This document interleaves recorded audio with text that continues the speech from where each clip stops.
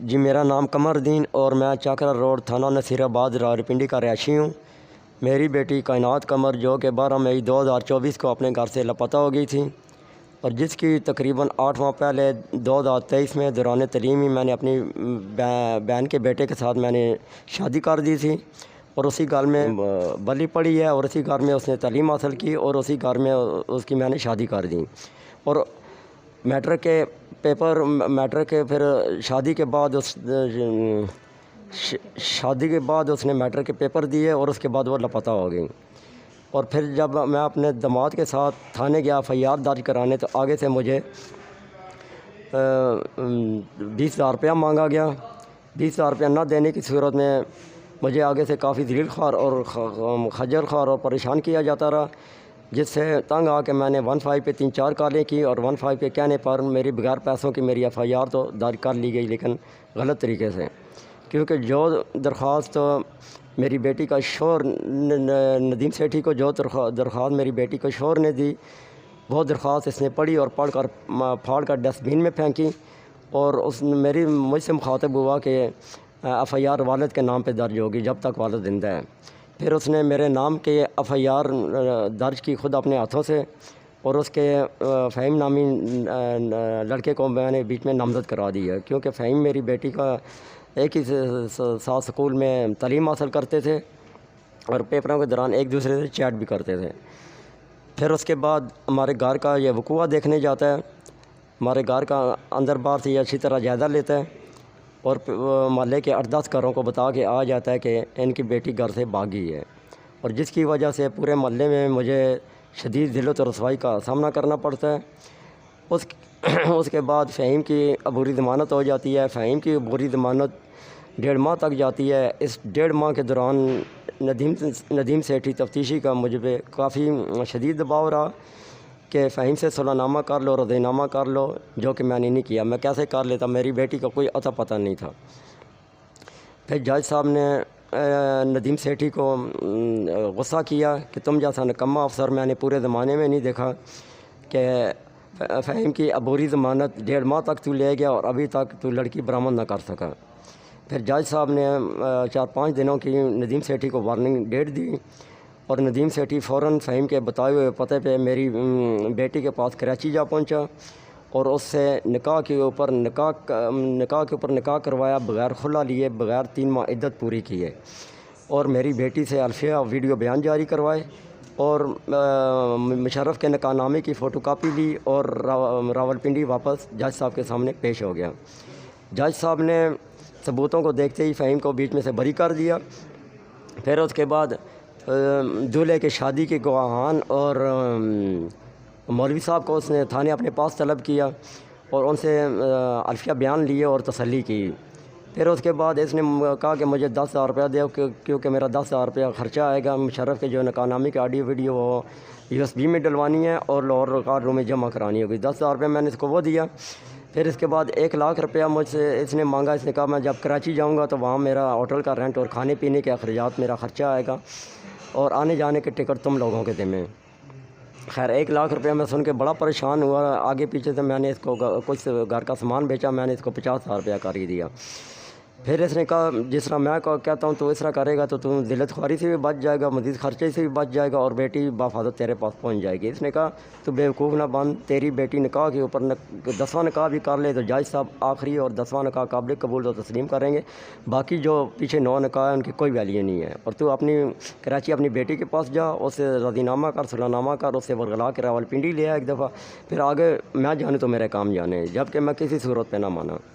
پھر وہ غصے سے آ کے مجھ سے بولا تو پھر اس طرح کر 2 ٹکٹ میرے کروا اور ساتھ مدعی اور مدعی کی گھر کی لیڈیز کا جانا میرے ساتھ بہت ضروری ہے، بہت لازمی ہے۔ میں نے اپنی ٹکٹ بھی کروائے اور اس کے بھی ٹکٹ کروائے، اور پھر دوسرے دن اس نے کہا مجھے 1 ٹکٹ اور چاہیے جو میرے ساتھ ایک میرا ملازم جائے گا جو میرا سامان اور بیگ اٹھانے میں میری مدد کرے گا۔ میں نے کہا آپ ٹکٹ کروا لو یہاں سے اور اس کی پیمنٹ میں کراچی وہاں پہ جا کے کر دوں گا۔ اور جب ہم نیو کراچی تھانہ بلاٹ ٹاؤن کے اندر جاتے ہیں تو ندیم سیٹھی کی 1 فون کال پہ جو تفتیشی ہے اس کی 1 فون کال پہ تمام ملزمان 20 منٹ کے اندر تھانے داخل ہو جاتے ہیں، اور پھر میری بیٹی سے ملاقات ہوتی ہے. بیٹی میری رو رو کے کو کہہ رہی تھی بابا جی مجھ سے غلطی ہو گئی, میں آپ کے ساتھ جاؤں گی راولپنڈی, اپنے گھر واپس جاؤں گی, ہر صورت پہ یہاں پہ نہیں رکوں گی. پھر تھوڑی دیر بعد ندیم سیٹھی میرے پاس آیا. اس نے مجھ سے پیسے مانگے. اس نے کہا مجھے 40,000 روپیہ دو تاکہ میں جلدی جلدی لڑکی کو لے کے یہاں سے نکلوں. میرے پاس پیسے کم تھے. میں نے واپس راولپنڈی اپنے گھر والوں سے بات کی. پھر اس دوران میرے گھر والوں سے ندیم سیٹھی نے خود میرے فون سے اس نے بات کی, اور اس نے یہ اپنا موبائل اکاؤنٹ نمبر بھی اس نے درج کروایا. میرے گھر والوں سے بات کی کہ مجھے جلدی جلدی 40,000 روپیہ بھیجو, 10,000 روپیہ پچھلا اور 30,000 روپیہ ابھی کا, تاکہ میں لڑکی کو جلدی جلدی لے کے یہاں سے نکلوں. تو 10,000 روپیہ میں نے اس کو اپنے پاس ہی دیا, اور باقی کے پیسے میرے گھر والوں نے اس کے نمبر پہ سینڈ کر دیے. پیسے لینے کے بعد فوراً یہ ندیم سیٹھی تفتیشی جو تھانے سے غائب ہو جاتا ہے, اور دوسرے دن ہم جب صبح تھانے جاتے ہیں, لڑکی کا پتہ کرتے ہیں, آگے سے تھانے والے جواب دیتے ہیں جی اپنے تفتیشی افسر سے پوچھو, وہ جانے تو اس کا کام جانے. ندیم سیٹھی کو فون لگایا, آگے سے نمبر بن جا رہا تھا. تقریباً اس کا 3 بجے جا کے نمبر آن ہوا. ہم نے اس سے بات کی تو آگے سے وہ کہتا جی ہائی کورٹ آ جاؤ, میں ہائی کورٹ میں موجود ہوں. ہائی کورٹ میں ہم گئے, وہاں پہ نہ ملنے کی صورت میں اس نے کہا جی میں تھانے آ گیا ہوں, تھانے واپس آ جاؤ. اس طرح ہمارے 3-4 چکر اوپر نیچے لگے, تو نہ ہمیں وہ تھانے میں ملا, نہ وہ ہمیں ہائی کورٹ میں ملا. پھر ہم بس میں بیٹھے اور گھر راولپنڈی واپس آ گئے.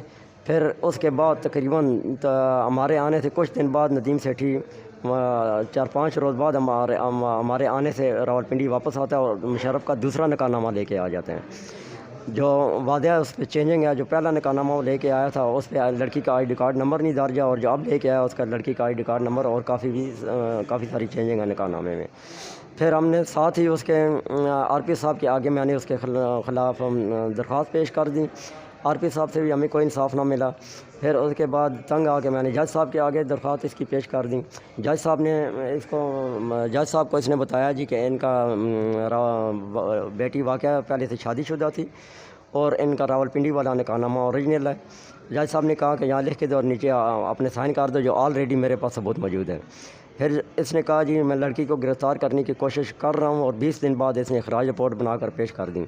اور میں اعلیٰ افسران, اعلیٰ حکام, خاص کر وزیر اعظم شہباز شریف صاحب, وزیر اعلیٰ مریم صاحبہ, چیف جسٹس آف پاکستان, وزیر اعلیٰ وزیر داخلہ نقوی صاحب, میں آپ سب کے آگے اپیل کرتا ہوں خدا را میری بیٹی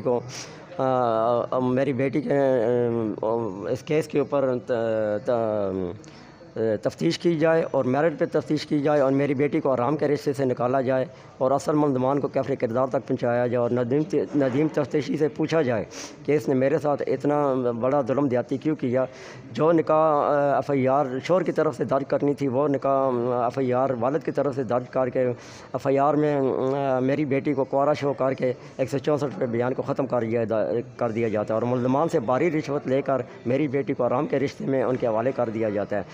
اور اس کے خلاف میں نے ڈی ایس پی سے لے کے آئی پنجاب تک میں نے ان اعلیٰ افسران کے آگے میں نے درخواستیں پیش کی. کسی افسر نے میری کوئی بات نہ سنی, کسی افسر نے اس کے خلاف کوئی ایکشن نہ لیا.